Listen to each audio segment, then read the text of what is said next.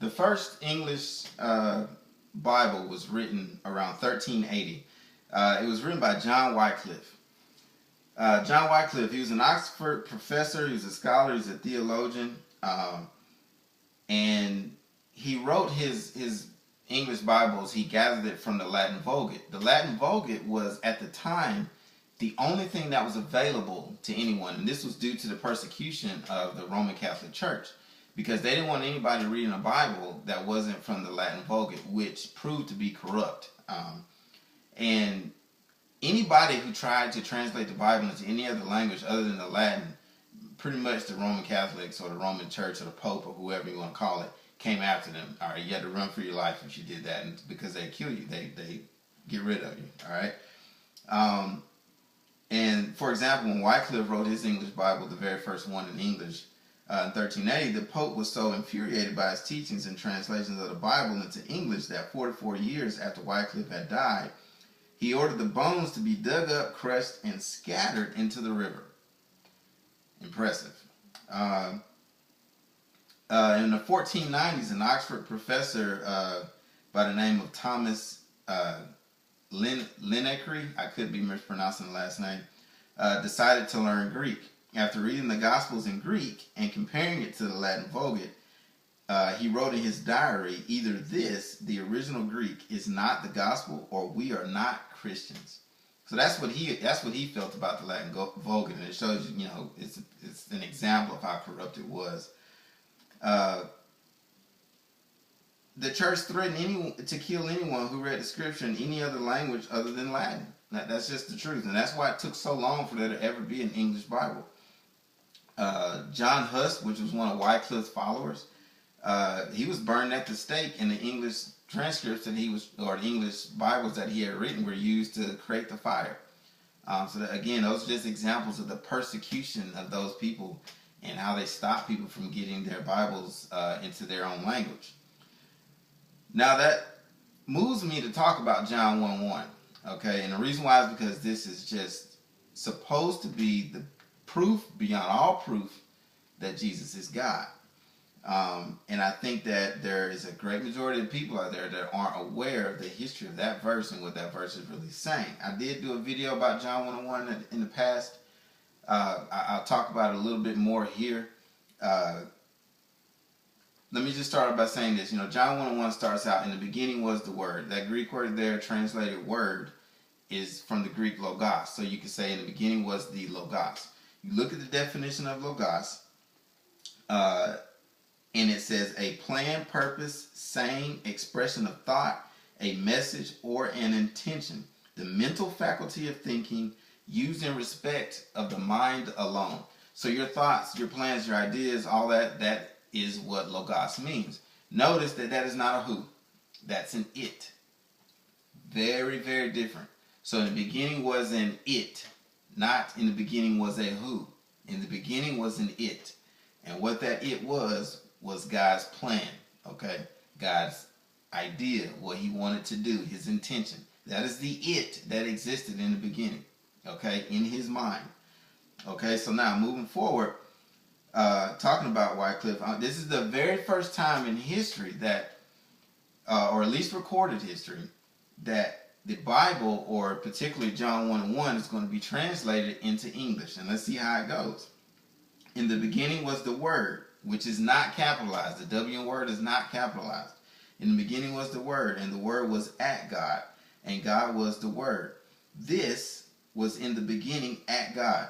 So let's start with this. How can a pre-existed being who existed with God from the very beginning of time be referred to here in the second verse of the very first English translation ever?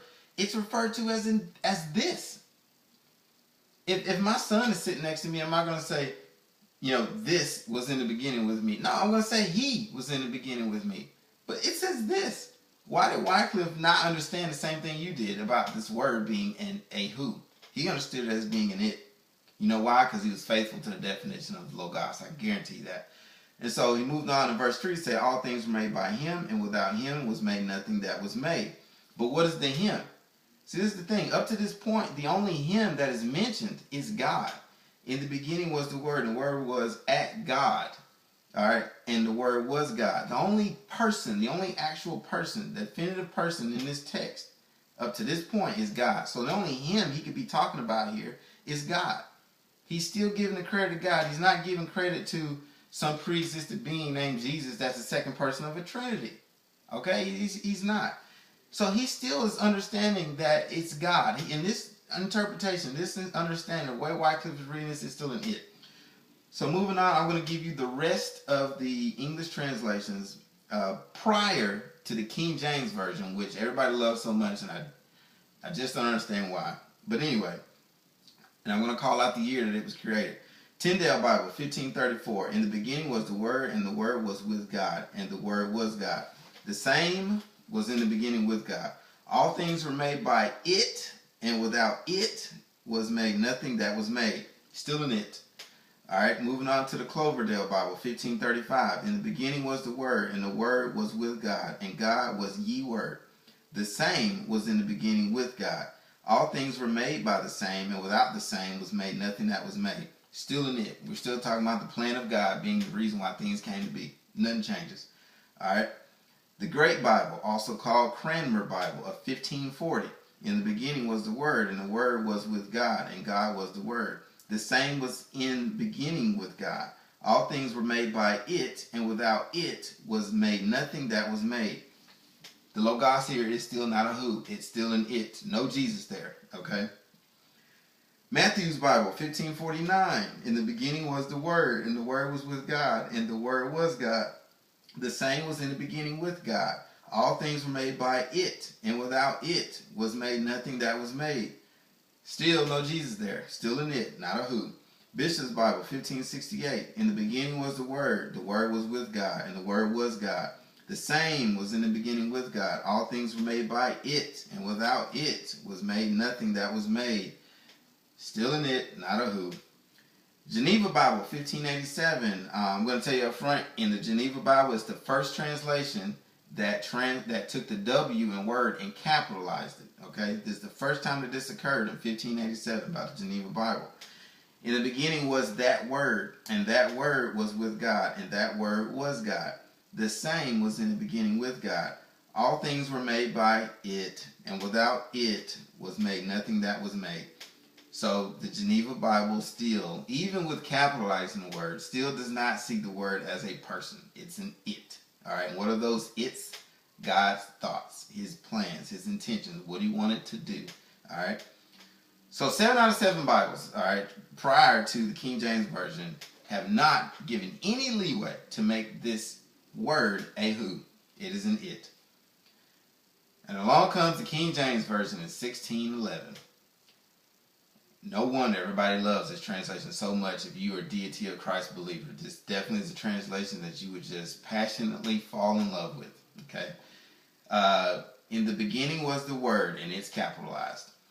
And the Word was with God, and the Word was God. The same was in the beginning with God. All things were made by him, and without him was not anything made that was made. So you have the capitalization of the Word, which could suggest that maybe it's some sort of pronoun or person. And then it's confirmed because in verse 3, it calls it a him. For the first time, you have a translation that has created a second person that is in the beginning. There you have it. Jesus came into existence in John 1:1 and 1611 through King James Version. Not a moment sooner. Why was it changed? I know the answer. I think everybody else out there who's being honest knows the answer as well. So this has deviated from the definition of Logos. This has created the Logos into a person and not an it. And you look at the English Standard Version today, it goes right along with it. It's even worse, actually. In the beginning was the Word, and the Word was with God, and the Word was God. And in verse 2 it says, he was in the beginning with God. Again, now the word is a who. It's incredible. All right, all things were made by him, and without him was not one thing made that was made. So again, they've capitalized the W. They took verse 2, and instead of saying the same or this, like every translation is prior to the King James, they decided to make it a he. So you have that now. And then on top of that, you have all things were made by him, and without him, nothing came to be that came into existence. So you have just, there's no way to understand this verse other than there was some person that existed with God. So it's incredible how this changed. And so for everybody out there that loves this verse, all right, you just don't have it. In history, it doesn't even give you a chance. And to anybody who thinks the King James Version is all that is, it's all that in a bag of chips. And I've even heard some people refer to the King James Version as the sacred King James, or the holy King James, or the only inspired English translation. You got to be kidding me. The only thing that was inspired was the Greek that it was written in, and the original intent of that Greek. So again, my point of this video is to show you how the English Bible came into being, and the fact that it took nearly 1,400 years before that happened, okay? And also how they understood John 1:1 prior to your beloved King James Version, for your King James onlyists out there. And 7 out of 7 Bibles have it as an it, not a who. Not until the King James Version did the it become a person. So when you go on to verse 14, I'll wrap it up with this. The Word became flesh. So the it became flesh. So what is this it that became flesh? God's plan for the Messiah. All right, he intended for there to be a Savior, a King of Israel, a chosen one. He had always planned for that from the very beginning. And when Jesus was born, that's when the whole thing was fulfilled, okay? It'd be the same as me. My wife and I, we got married. We planned on having kids before she even conceived in the womb, before she was even pregnant. And even gave him a name. This kid existed in our mind, okay? But it was not an actual person. It was an it, which is my plan, okay? Or her plan. And then when that child was born, okay, the it became my son, Daniel. So it's incredible to me that people can't understand this. It's beautiful poetry by John, and it's getting butchered by the translations and how people interpret it. But anyway, I'll conclude with that. I wish everybody the best out there. I hope I didn't talk too long. Shalom to everybody.